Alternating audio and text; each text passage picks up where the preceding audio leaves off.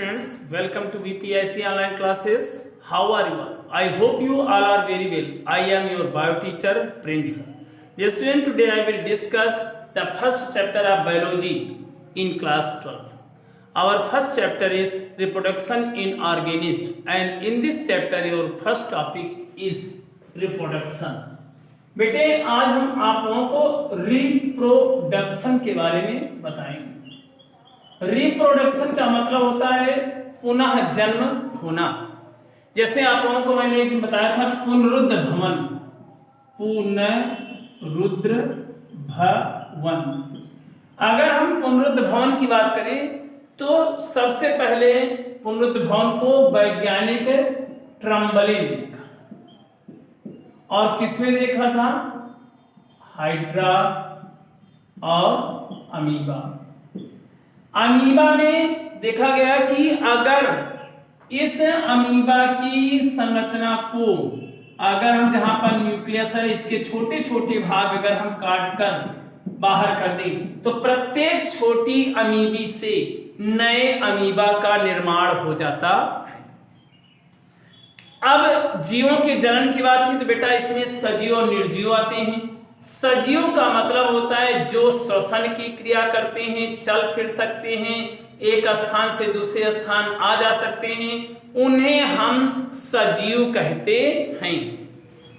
अगर हम निर्जीव की बात करें तो मैं आपको बताना चाहता हूं कि निर्जीव का मतलब होता है कि निर्जीव में ना तो गति होती है और ना ही श्वसन की क्रिया होती है, बल्कि एक स्थान से दूसरे स्थान गति करते हैं, लेकिन वाह्य शक्ति के द्वारा। इसके बाद हम आपको बताना चाहेंगे जीव अवधि, यानी कि आपको मैं बताना चाहता हूं जीवन अवधि क्या है। जीवन अवधि, अगर प्रश्न आता है कि जीवन अवधि से आप क्या समझते हो, तो जीव जन्म से लेकर मृत्यु तक की अवधि को जीवन अवधि कहते हैं। जैसे ही जीव का जन्म होता है और जन्म से लेकर मृत्यु तक के भाग को जीवन अवधि के नाम से जानते हैं। इसके बाद अगला प्रश्न बनता है जीवों में जनन की मुख्य विधियां कौन सी हैं। अब जीवों में जनन की मुख्य विधियों की अगर बात करें तो बेटा जीवों में जनन की मुख्य दो विधियां हैं।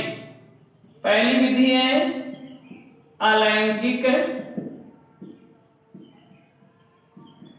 और दूसरी है लैंगिक विधि। अगर एक नंबर का ऑब्जेक्टिव आता है कि जीवों में जनन की विधियां कौन कौन सी हैं तो आपको अलैंगिक और लैंगिक जनन के बारे में बताना है। इसके बाद आता है क्लोन किसे कहते हैं, व्हाट इज क्लोन। अब देखिए क्लोन क्या है। अगर हम चर्चा करें क्लोन से आप क्या समझते हैं, तो आकारकीय तथा आनुवांशिक रूप से समान जीवों को क्लोन कहते हैं।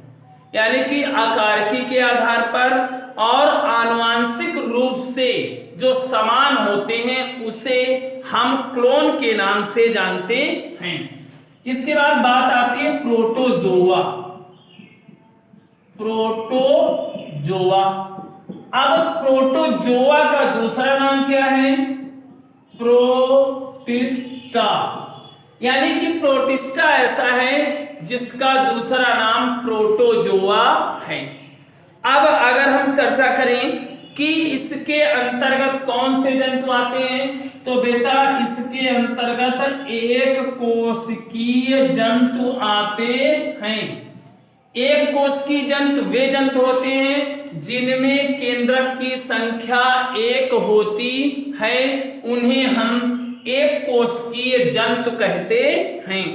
इसके बाद बात करते हैं अलैंगिक जनन प्रकार से जो जंतु होते हैं उनमें कैसे हम क्रिया कराएंगे। जैसे शैवाल की बात करते हैं, आप लोगों ने एल्गी का नाम सुना होगा। एल्गी मीन्स क्या होता है? शैवाल। आप लोगों ने शैवाल को देखा होगा, जब बारिश होती है तब जहां से दीवार में पानी नीचे की ओर आता है वहां पर या नमी वाले स्थान में ये हरे रंग के पाए जाते हैं और जैसे ही नमी समाप्त हो जाती है ये सूख जाते हैं और काले पड़ जाते हैं और फिर स्वतः समाप्त हो जाते हैं। इसी तरह से एल्गी के बारे में मैंने आपको बताया। और उसके बाद फिर आता है आपका बंगाल का आतंक किसे कहा गया है। अब देखिए बंगाल का जो आतंक है, आप लोगों ने शायद जलकुंभी का नाम सुना होगा। आप लोगों के गांव में या आसपास जब पोखर और तालाब, सबसे पहली चीज है पोखर और तालाब में क्या होता है। पोखर का मतलब होता है जिसमें पानी अधिक गहराई में नहीं होता है, छिछला जल होता है, दिखाई देता है, उसे हम पोखर कहते हैं। और जो तालाब होता है उसमें अधिक गहराई में जल होता है। तालाब में आप लोगों ने देखा होगा जलकुंभी है। इसके अतिरिक्त आप लोगों ने शायद सिंघाड़ा का नाम सुना होगा। सिंघाड़ा है, जलकुंभी है, आदि आते हैं जो जल में रहकर जीवन यापन करते हैं। अगर हम बंगाल के आतंक की बात करें तो इसे जलकुंभी को कहा गया है, जो बंगाल के आतंक के नाम से जाना जाता है। अगर हम जीवधारियों की जीवन अवधि के चरणों की बात करें तो किशोरावस्था, बाल्यावस्था और यौना अवस्था आती है। इसके बाद हम चर्चा करेंगे एक लिंगी और दो लिंगी जीव किसे कहते हैं। अब देखिए बेटा, एक लिंगी जीव की बात का मतलब होता है एक लिंगी और द्विलिंगी। एक लिंगी का मतलब होता है जिसमें नर और मादा अलग अलग होते हैं, और द्विलिंगी का मतलब होता है जिसमें नर और मादा एक ही साथ होते हैं। आप लोगों ने देखा होगा कि नर और मादा जब एक ही साथ होंगे तो एक लिंगी नहीं होगा, द्विलिंगी होगा, और जब एक लिंगी होगा तो नर और मादा अलग अलग होते हैं। इसके बाद हम चर्चा करेंगे युग्मनस। आप लोगों ने जाइगोट का नाम सुना होगा, युग्मनस। बेटे युग्मनस का मतलब होता है जाइगोट, एन और 2n। एन का मतलब होता है डिप्लॉयड और 2n का मतलब होता है, n का मतलब होता है आपका हिप्लॉयड, अगुणित जिसे कहते हैं, और 2n का मतलब होता है द्विगुणित, जिसे हम डिप्लॉयड के नाम से जानते हैं। आंतरिक निषेचन और बाह्य निषेचन की अगर बात करें तो आंतरिक निषेचन का मतलब होता है कि जब शरीर के अंदर निषेचन की क्रिया होती है तो उसे आंतरिक निषेचन कहते हैं, और जब शरीर के बाहर निषेचन की क्रिया होती है तो उसे बाह्य निषेचन कहते हैं। जितने भी, जैसे आप लोगों ने गाय, भैंस, बकरी, मनुष्य आदि को देखा होगा, इन सब में निषेचन की क्रिया शरीर के अंदर होती है। इसके बाद हम बेटे चर्चा करेंगे प्रकृति में लैंगिक जनन का महत्व। अब देखिए प्रकृति में लैंगिक जनन के महत्व की बात करें तो प्रकृति में लैंगिक जनन का मतलब होता है जैव विकास। जैव विकास का मतलब होता है कि जंतुओं में धीरे धीरे या क्रमिक विकास को जैव विकास कहते हैं। यानी कि जैव विकास के द्वारा ही जंतुओं का विकास होता है। इसके बाद मैं चर्चा करूंगा नर मधुमक्खियों को जन्म किस प्रकार के प्रजनन द्वारा होता है। यानी कि जो मधुमक्खियां होती हैं, नर मधुमक्खियों में प्रजनन किसके द्वारा होता है तो अनिषेक जनन द्वारा। किसके द्वारा? अनिषेक जनन। अनिषेक जनन, अनिषेक जनन के द्वारा नर मधुमक्खियों में जनन की क्रिया होती है और इसी के द्वारा संतानें उत्पन्न होती हैं। इसके अतिरिक्त आप लोगों ने गैस्ट्रुला की विशेषता का नाम सुना होगा। गैस्ट्रुला 3 परतों की बनी होती है और इसमें गुहा पाई जाती है। अगर हम इसके अतिरिक्त अगर पूरे चैप्टर की बात करें, चूंकि आपका जो जीवों का जनन लेसन है, आज इस वीडियो में आपका जीवों का जनन समाप्त हो जाएगा। तो मैं आपको बताना चाहता हूं कि इसमें मैंने आपको जीवों में जनन के बारे में प्रजनन से संबंधित पढ़ाया, इसके बाद अलैंगिक जनन के बारे में बताया। अलैंगिक जनन में विखंडन के द्वारा, मुकुलन के द्वारा, द्विविभाजन के द्वारा और इसके अतिरिक्त बीजाणु जनन और चल बीजाणु और अचल बीजाणु के माध्यम से जनन की क्रिया होती है। जब खंडन का मतलब होता है टूटना। खंडन का मतलब क्या होता है? टूटना। कोशिका जब टूट करके दूसरी कोशिका को जन्म देती है तो उसे खंडन कहते हैं।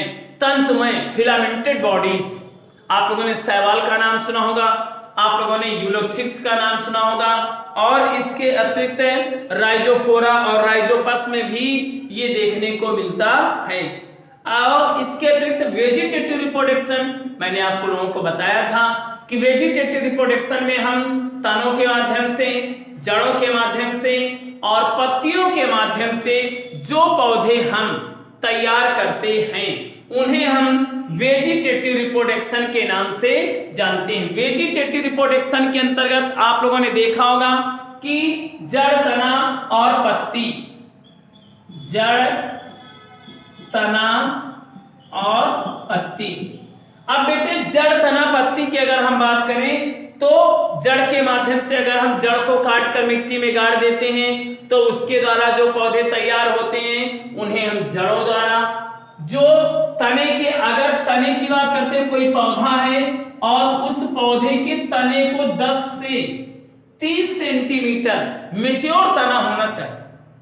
अगर नया तना होगा तो फिर उसमें कायिक प्रवर्धन की क्रिया नहीं होगी। अगर मैच्योर तना है और उस तने को अगर हम मिट्टी में हल्का सा तिरछा करके गाड़ देते हैं तो इसमें कायिक प्रवर्धन की क्रिया द्वारा नया पौधा तैयार हो जाता है। अगर इस पौधे को तैयार करना है जल्दी से तो इसका मतलब है कि आपको पादप हार्मोन्स का इस्तेमाल करना चाहिए। अब इन पादप हार्मोन्स में आपका जो ऑक्सिन हार्मोन है, कौन सा हार्मोन? ऑक्सिन। ऑक्सिन हार्मोन क्या करता है कि पौधे में ग्रोथ को ज्यादा बढ़ा देता है जिससे नया पौधा तैयार हो जाता है। अब इसके अतिरिक्त जैसे कलम लगाना, गूटी बांधना, रोपण करना, अगर कोई भी आपके पास पौधा ऐसा है जिसके फल अच्छे हैं या आप उसको तैयार करना चाहते हैं तो उस पौधे की कलम को बांध दें और उसको फिर मिट्टी में गाड़कर नए पौधे को तैयार कर सकते हैं। तो मैं आपको ये बताना चाहता हूं कि इस जीवों में जनन के माध्यम से पेड़ पौधों द्वारा नई संतान उत्पन्न की जाती हैं, जंतुओं की संतानें उत्पन्न की जाती हैं, आदि क्रिया कराई जाती है। इसमें लैंगिक जनन के साथ मैंने आपको बताया था जीवन की प्रवस्थाओं में किशोरावस्था और जनन प्रवस्था, इसके अतिरिक्त मासिक चक्र, निषेचन, टाइप्स ऑफ फर्टिलाइजेशन, बाह्य निषेचन और आंतरिक निषेचन। बाह्य निषेचन और आंतरिक निषेचन के अंतर्गत मैं आपको बताना चाहता हूं कि जब निषेचन की क्रिया शरीर के बाहर होती है तो उसे बाह्य निषेचन, और जब निषेचन की क्रिया शरीर के अंदर होती है तो उसे अंतः निषेचन कहते हैं। अंतः निषेचन की अगर हम बात करें तो अंतः निषेचन की क्रिया शरीर के अंदर होती है। कहाँ होती है? शरीर के अंदर। शरीर के अंदर निषेचन की क्रिया होती है जिसके माध्यम से हम ये जान सकते हैं कि निषेचन की क्रिया शरीर के अंदर होगी या बाहर। तो बेटे मैंने आज आप लोगों को जीवों के जनन के चैप्टर में जनन से रिलेटेड रिप्रोडक्शन का ही मतलब होता है कि पुनः संतानों को जन्म देना। आपने देखा होगा कि जब कभी हम सभी का जन्म होता है तो हमारे माता पिता शारीरिक संबंध बनाते हैं और हमारा जन्म होता है। उसी प्रकार से पेड़ पौधों का भी जन्म उनके बीजों के माध्यम से, उनके तनों के माध्यम से, उनकी पत्तियों के माध्यम से होता है। और जैसे आप लोगों को मैंने बताया था कि प्राकृतिक कायिक प्रवर्धन के बारे में, प्राकृतिक कायिक प्रवर्धन की अगर बात करें तो सल्ककंद, घनकंद, प्रकंद, इनके अंतर्गत हम पेड़ पौधों को तैयार करते हैं। यदि पेड़ पौधों को हम जल्दी से तैयार करना चाहते हैं तो उनके मैच्योर तने को काटकर यानी कि कलम के माध्यम से पेड़ पौधों को तैयार कर सकते हैं। तो बेटे आपको मैंने आज अनिषेक जनन, खंडन और किस प्रकार से पौधों को तैयार करते हैं इसके बारे में आज चर्चा की। आपका जो पहला चैप्टर है, आज पहला चैप्टर आपका समाप्त हो जाएगा और इसकी मैं पीडीएफ आपको प्रोवाइड कराऊंगा, जिसे आप लोग अपनी किताब के हेल्प के माध्यम से डायग्राम बना लेंगे और उन डायग्राम को अपनी कॉपी में बनाएंगे और आप फेयर कंप्लीट करते रहें। क्योंकि कोविड-19 का दौर चल रहा है, इस दौर में ऑनलाइन ही एक शिक्षा का मात्र साधन है जिसके द्वारा हम आपको पढ़ा रहे हैं और आप इसको वीडियोस को देखते रहें। देखने के साथ साथ आप लाइक और सब्सक्राइब करें। तो बेटे stay home, be safe and keep studying.